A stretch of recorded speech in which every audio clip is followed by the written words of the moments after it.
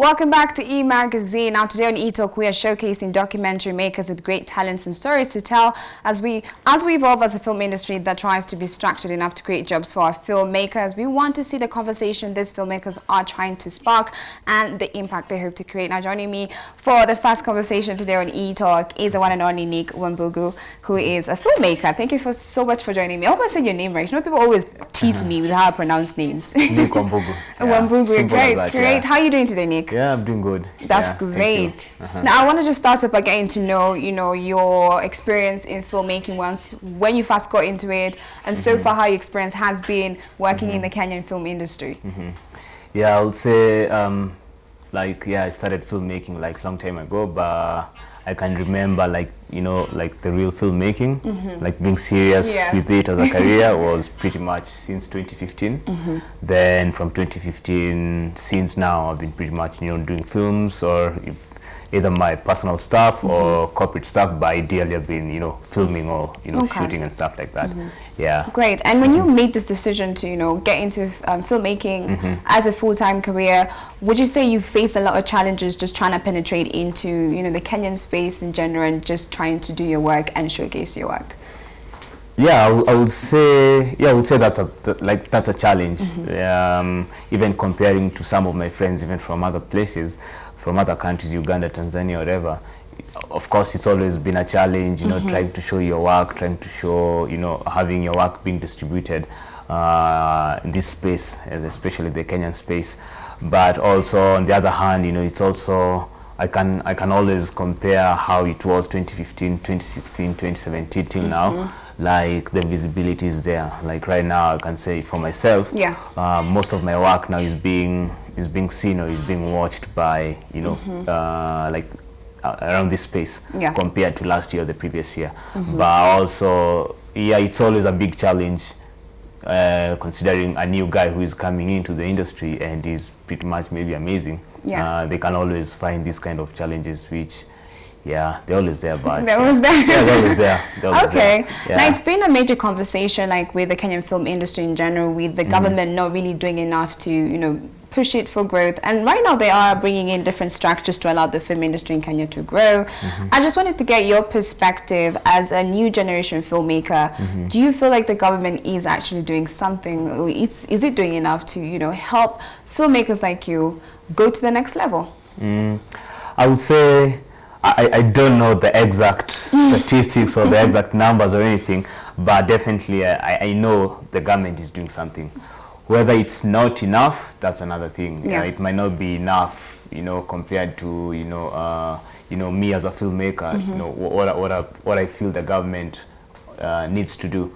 But I can say, like, of late, I've been seeing through, now this is through KFC and this is through by monitoring some of their social media pages and knowing friends who right now are doing projects through KFC. I would say right now I've witnessed or I've noticed like the government through KFC are trying here and there to do projects with filmmakers, with creatives and with artists.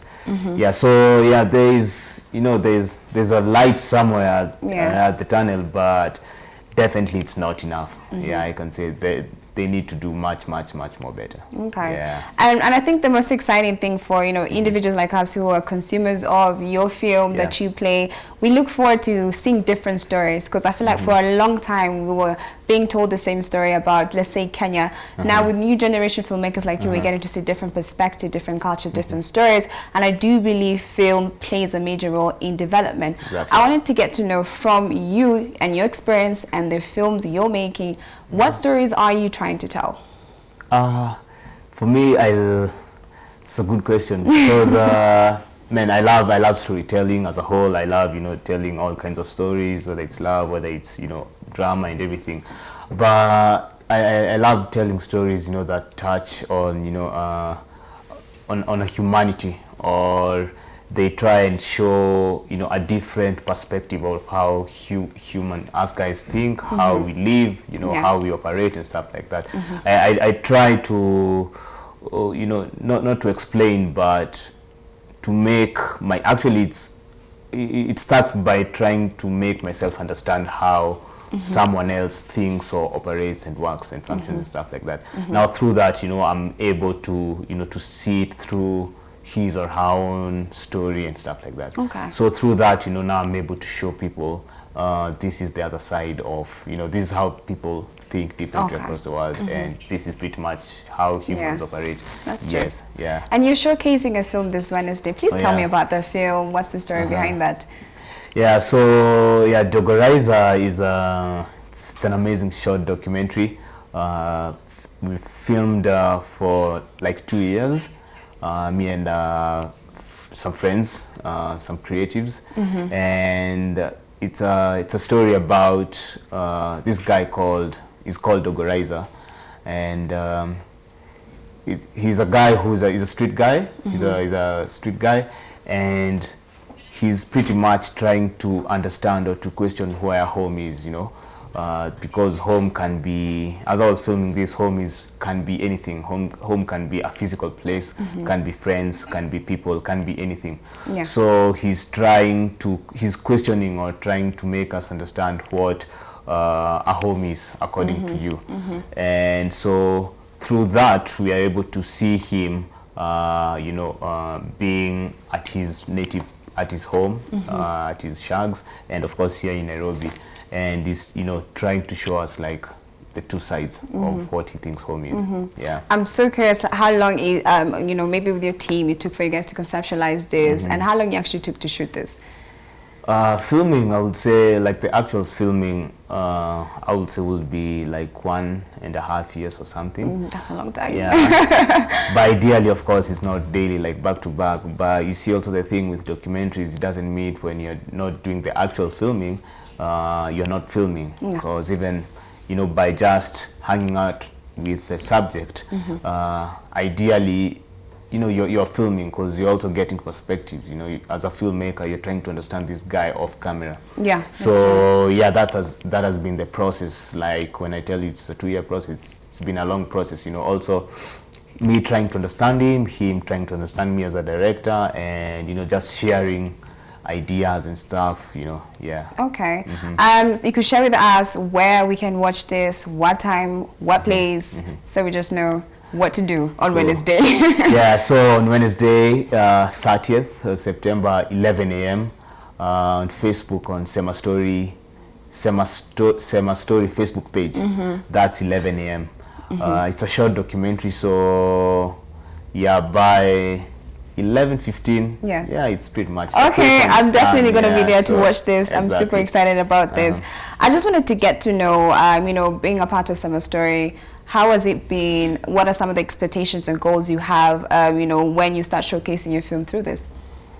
I would say being part of Sema Story, like since we started, the journey, it's been an amazing journey because now through this amazing film, it has opened my perspective of families and culture. Yeah. And ideally, I just came to realize just recently, the more I was filming my subject and showcasing, the simple family dynamics that around his family and the small cultural practices, ideally is pretty much what I've grown up seeing through my relatives, through my uncles, and I had so many questions when I was growing up, like how comes this is happens like this in our shags. And since for me I was born in the city, I'm a city guy, so also as much as I'm questioning those things, they aren't a priority to me until when I was filming Dogorizer, and it touches a lot of the family dynamics and cultural practices. That's when I realized how this stuff, they are heavy to us, how we appreciate them. Yes. How not necessarily in the city, but how, outside the city, how these things are appreciated. And yeah, and so through now the whole Sema Story, journey, that's also one aspect besides so many aspects that I've gained. that's one thing, you know, I'm really, I you know, I appreciate that, because now I'm able to see things in different, you know, in different forms and in different whatever. And it's because of individuals like you, we get to see the stories as well and see them in a whole complete different perspective than we would have before. Now, Nick, I want to pause the conversation right there. I have so many questions for you, but we're going to take, we're actually going to move on to the next thing, guys. We're going to take a short commercial break, but we're going to come back. I have so many more questions for Nick, and we sent out a social media question asking you guys, is Kenya ready for a new generation of filmmakers? And I'm going to share that with you right after this break.